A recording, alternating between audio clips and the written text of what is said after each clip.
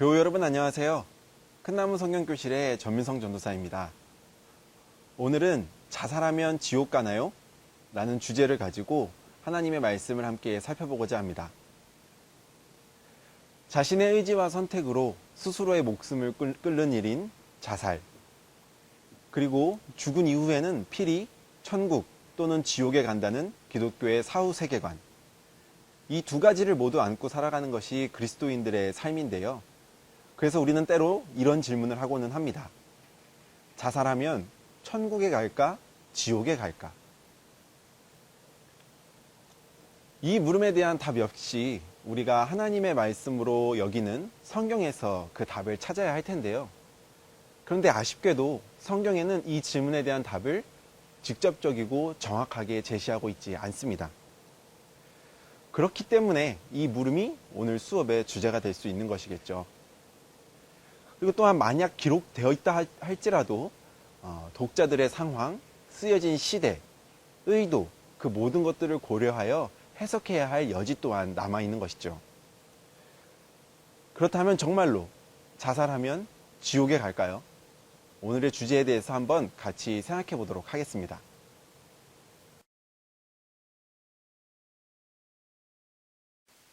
자살하면 지옥에 가나요? 라는 질문에 답을 하기 위해선 먼저 이 질문에 답을 할 수 있어야 합니다. 자살은 죄인가요? 여러분은 어떻게 생각하시나요? 아마 대부분의 교우분들께서는 그렇습니다, 죄입니다 라고 쉽게 답하실지도 모르겠습니다. 왜냐하면 10계명 중 제6계명인 살인하지 말라라는 계명이 정확하게 적혀있기 때문이죠. 즉 자신의 목숨을 스스로 끊는 자살은 자기가 자신을 죽이는 행위와도 같기 때문에 하나님의 말씀에 불순종했다라는 믿음이 우리에겐 있는 것이죠. 그뿐만 아니라 그리스도인들은 우리의 생명이 우리의 것이 아니라 하나님의 것이라 믿는 사람들입니다. 그뿐만 아니라 그 우리의 생명을 살리기 위하여 예수 그리스도께서 십자가에서 돌아가셨습니다. 그렇기 때문에 우리는 우리의 생명을 마음대로 해서는 안 되는 것이죠. 즉 생명은 하나님께 속해 있다라고 고백하는 것이 우리들이기 때문입니다. 자살은 죄다라고 말하는 것에 정말 아무런 문제가 없어 보입니다. 그런데 말입니다. 이들의 경우는 어떨까요? 가족을 살리기 위해 마지막 남은 구명보트를 양보한 아버지, 폭탄에 몸을 던져 자신의 동료를 구한 군인, 인명을 살리기 위해 몸을 던진 구조대원. 이들도 다 지옥에 갔다라면 여러분들은 동의하실 수 있으시겠습니까? 이들 중에는 자신이 죽을 것을 알고도 다른 생명과 더 큰 뜻을 위하여 자신의 목숨을 포기한 사람들이 있습니다. 하나님께서 이들을 지옥으로 보내셨다면 여러분들은 정말 그런 하나님 믿으실 수 있으시겠습니까? 이뿐만이 아닙니다. 이런 상황은 또 어떨까요? 왕따로 고통을 당한 청소년, 성적을 비관하고 자살한 학생, 강제철거로 집을 잃고 시리에 빠져 스스로의 목숨을 포기한 주민. 어떤 사람이 너무 힘들어서 스스로의 목숨을 끊는 자살을 선택했다 하더라도 그 원인이 결코 개인에게만 있다고 말할 수 있을까요? 공동체나 사회 구조가 원인이라면 그의 영혼이 지옥에 갔다라는 그 사실에 우리는 쉽게 동의할 수 없을 겁니다. 생명을 사랑하시고 생명이 번성하기를 바라셨던 하나님이시지만 그런 하나님의 입장에서 본다면 분명 의도성을 가지고 자살을 한 그 일은 분명 긍정적으로 볼 수는 없는 것입니다. 그러나 그렇다고 하여서 우리가 모든 자살을 죄다라고 단정 지을 수 또한 없는 것입니다.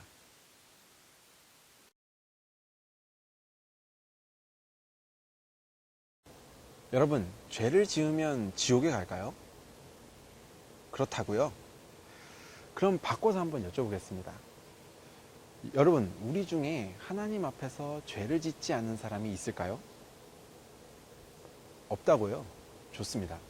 그렇다면 우리 모두는 지옥에 가나요?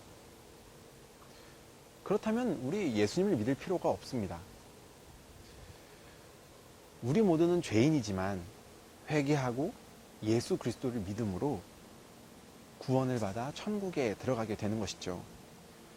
그렇기 때문에 사실 자살이라는 죄를 지었다 하더라도 그것이 곧 지옥행 열차를 탄 것이다 라고 말할 수는 없을 것입니다. 어떤 분은 이렇게 질문하실 수도 있겠네요. 자살을 한 다음에는 회개할 시간이 없지 않습니까? 그러니까 자살하면 지옥 가는 겁니다. 정말로 이런 질문을 던지시는 분이라면 우리 큰나무 교우분들답게 참으로 합리적이고 논리적인 그런 질문을 던지신 것 같습니다. 그렇다면 제가 이렇게 한번 반박을 해보겠습니다. 여러분은 정말로 죽기 전까지 여러분들이 지은 모든 죄를 다 회개하고 죽으실 수 있다고 생각하시나요? 다시 말해서 여러분이 알지 못하고 지은 죄까지 여러분들은 정말로 입으로 회개하고 죽으실 수 있느냐라는 질문인 것입니다. 그럴 수가 없죠. 그것이 우리 아니겠습니까? 한번 이것에 대해서 좀 더 직접적인 예를 한번 들어볼까요? 여러분들도 아시겠듯이 예수님을 팔았던 가룟 유다, 그는 예수님을 판 것을 비관하면서 이 나무에 목이 매어 자살하였습니다. 유다는 분명 예수님을 따랐던 제자 중에 한 사람이었습니다. 그렇기에 그가 자신이 한 일을 깨달았을 때 그는 회개하지 않았을까요?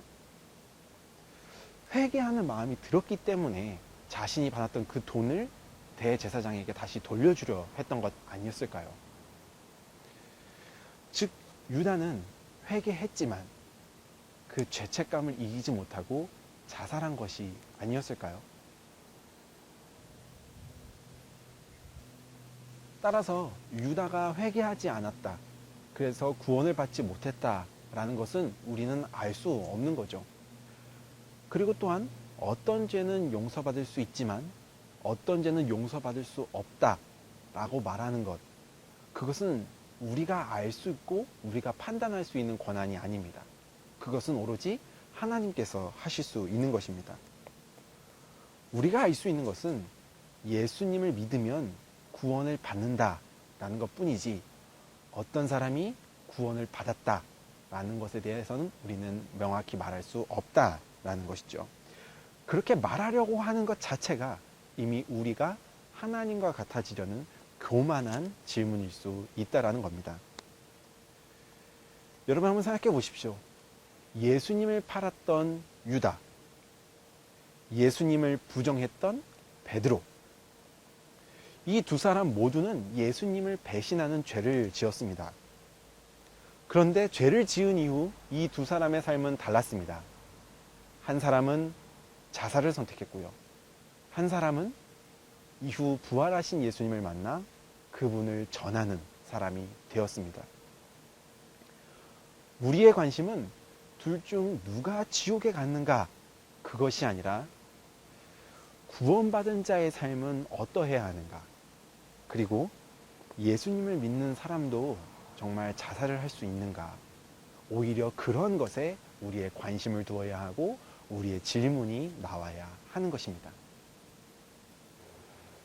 챕터 1과 챕터 2에서 우리가 함께 살펴본 내용을 다시 정리해드리면, 자살은 하나님 앞에서 부정적인 것이지만 모든 자살을 죄라고 단정 지을 수는 없다라는 것이고요. 또한 만약 자살이 죄라 할지라도 그 영혼이 지옥에 갔다라는 것은 우리는 알 수 없으며, 또한 우리가 그 영혼에 대해서 지옥에 갔을 것이다 라고 말하는 것 또한 해서는 안 된다라는 것입니다. 그렇다면 교회 여러분, 도대체 이 알 수도 없고 해서도 안 되는 이 말이, 이 질문이 왜 등장하게 된 것일까요?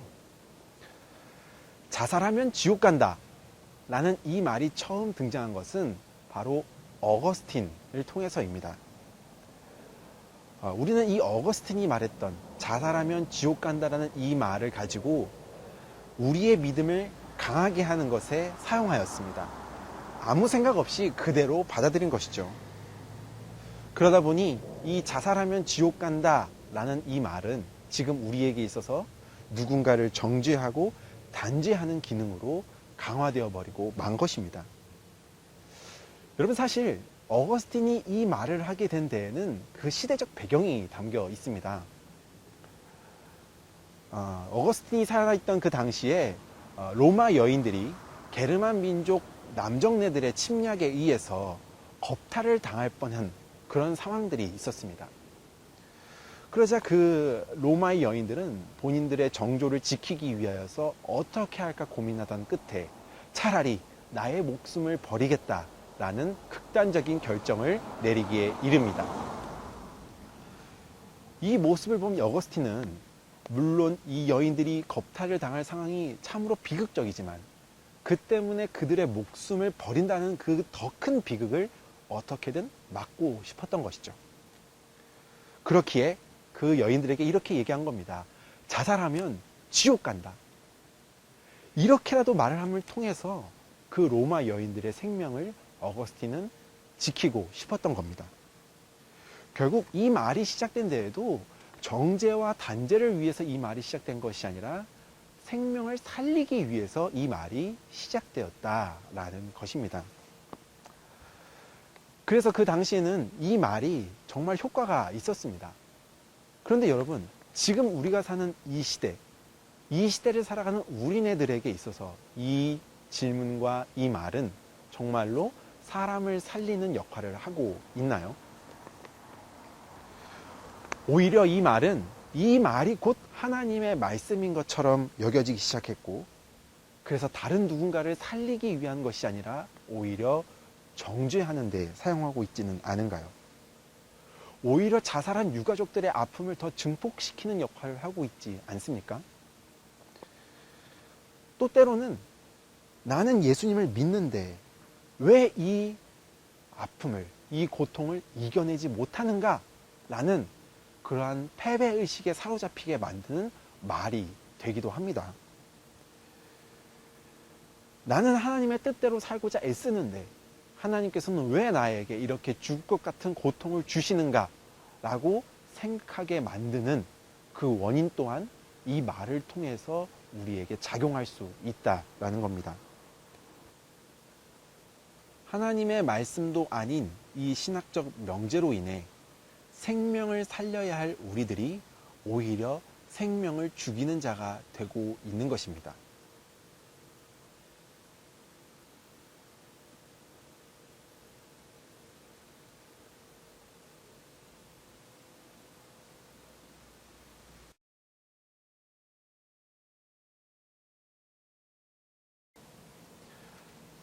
여러분, 믿음이 없어서 자살 충동을 갖게 되는 것일까요? 큰 믿음을 가지고 또 하나님 한 분만으로 만족한다라고 고백했던 성경 속 사람들도 자살 충동을 겪은 적이 있습니다. 모세가 그랬고 엘리야가 그랬으며 욥과 요나가 그러했고요.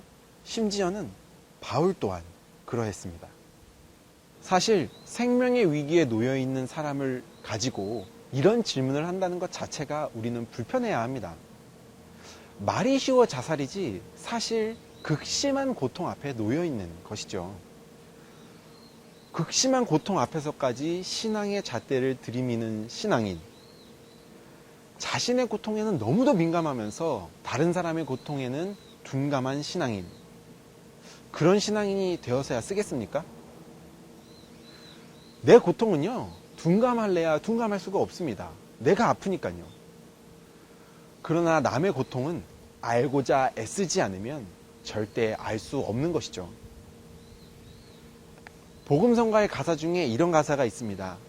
당신이 지쳐서 기도할 수 없고 눈물이 빗물처럼 흘러내릴 때. 여러분, 이런 상황 속에서 여러분은 그 사람에게 당신 기도해야 해! 라며 재촉하는 사람이 되고 있습니까? 아니면 정말로 그 이후의 가사처럼 그 사람을 위해 기도하는 누군가가 되시겠습니까? 누군가의 죽음과 삶을 교리라는 자로 재는 대신 그 사람의 내면 속 고통과 슬픔을 먼저 바라보는 신앙인이 되어야 하겠습니다.